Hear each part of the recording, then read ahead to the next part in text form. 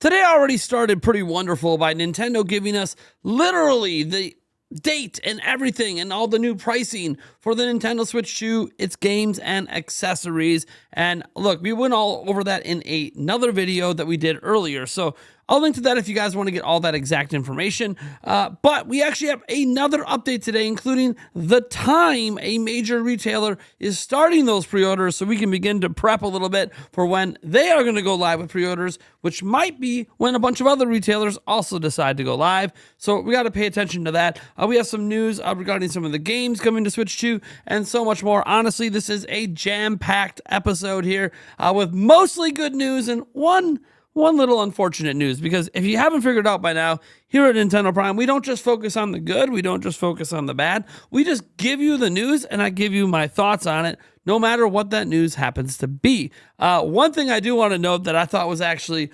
really cool and wasn't going to be part of today's video, but remember a few days back or 2 days ago or whatever when I put out that video and it had like the F word in the thumbnail and people were like getting mad at me thinking I'm contributing all the negativity, all because I was a little bit upset and holding Nintendo accountable for misinformation in their Nintendo Today app. Well, look at this. Yeah, they fixed it. It did take them like 14 plus hours to get around to fixing it, but they did actually fix that misinformation by removing the charging part to the Joy-Con charging grip. So look, I don't know if that's due to anything we did at this channel or anyone else out there that maybe pointed out this mistake, but bottom line is they did fix it. So sometimes when you call things out, things do get better, and I want to make sure we give Nintendo credit for correcting that mistake.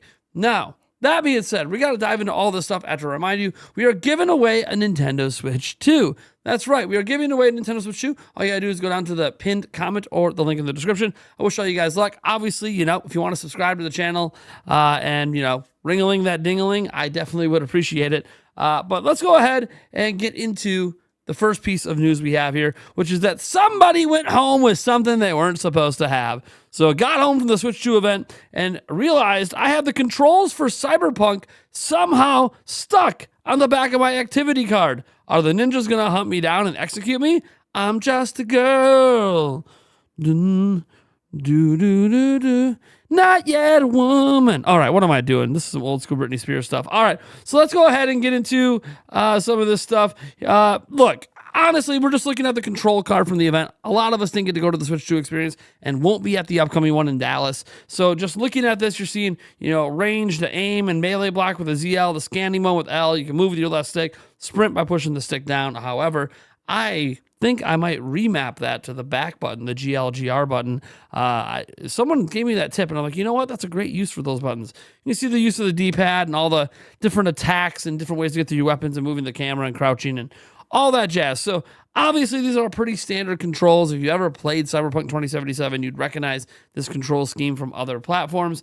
But yeah, this is pretty cool. It's just nice to get to see something that, unless you were there in person, you really weren't going to get to see. So, yeah, this person got a little extra piece of memorabilia that maybe they shouldn't have.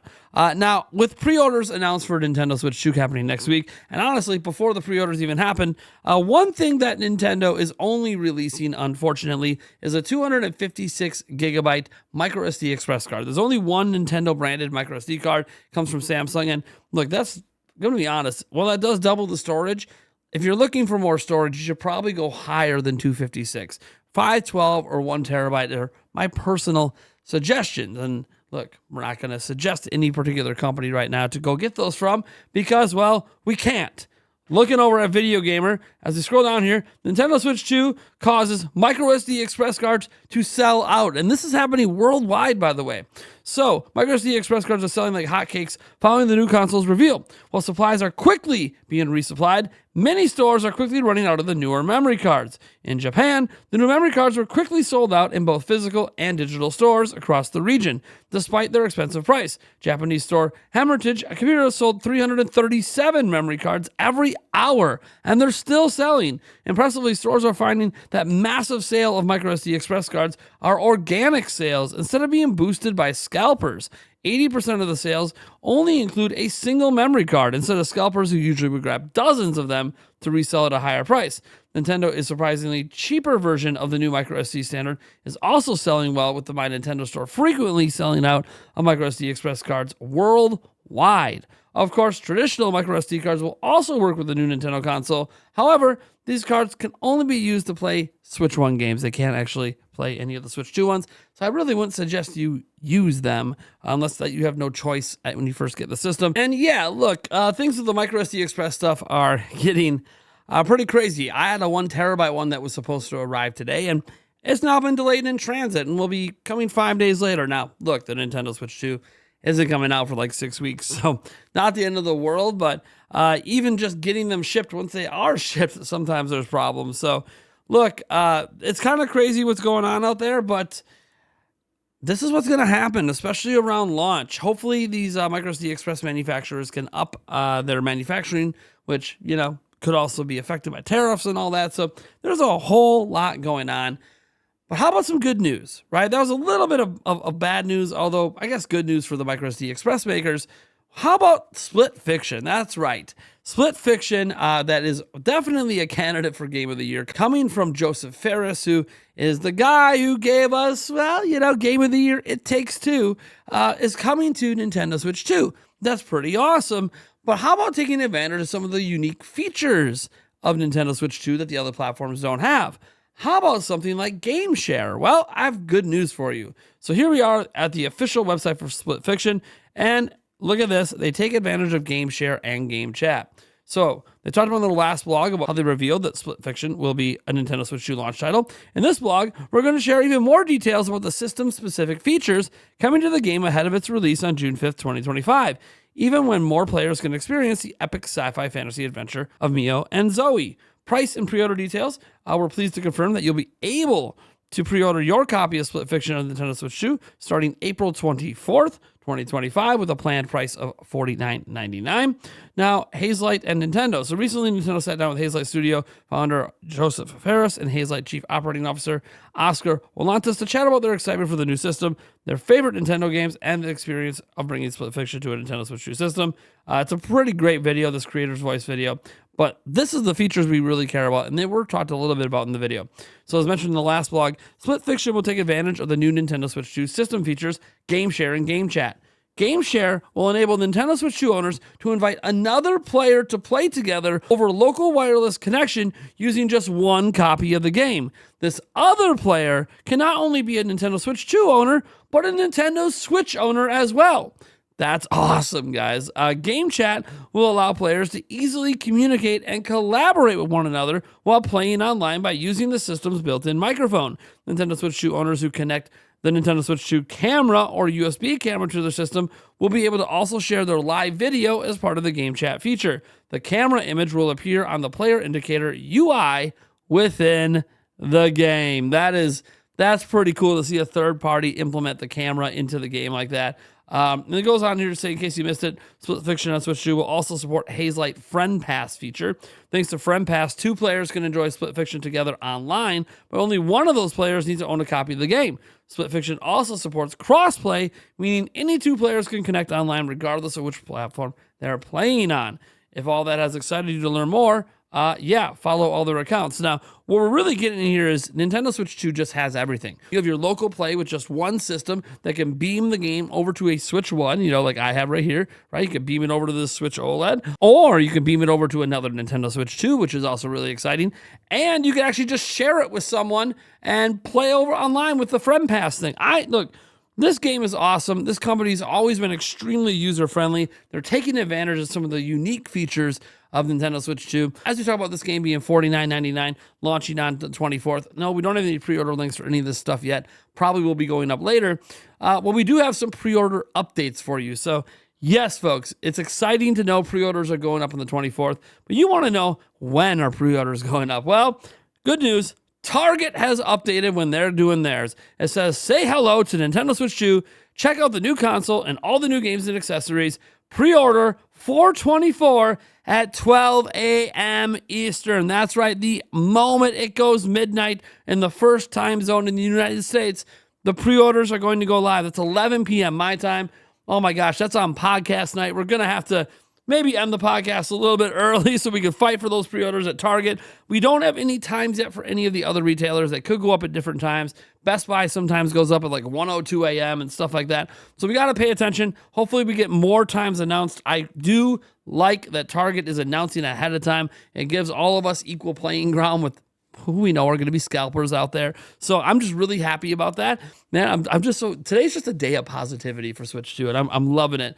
Now we got to get over to, I just want to show some advertising. Look, it excites me that Switch 2 is coming, and now they're starting to advertise in Japan. We have a billboard that was spotted in Japan. Look, it's a pretty basic advertisement, just telling you when it comes out and all that with Mario Kart and the Switch 2 there. But it's pretty cool just to have stuff like that. And we're not done because Nintendo is now running 3 commercials in Japan.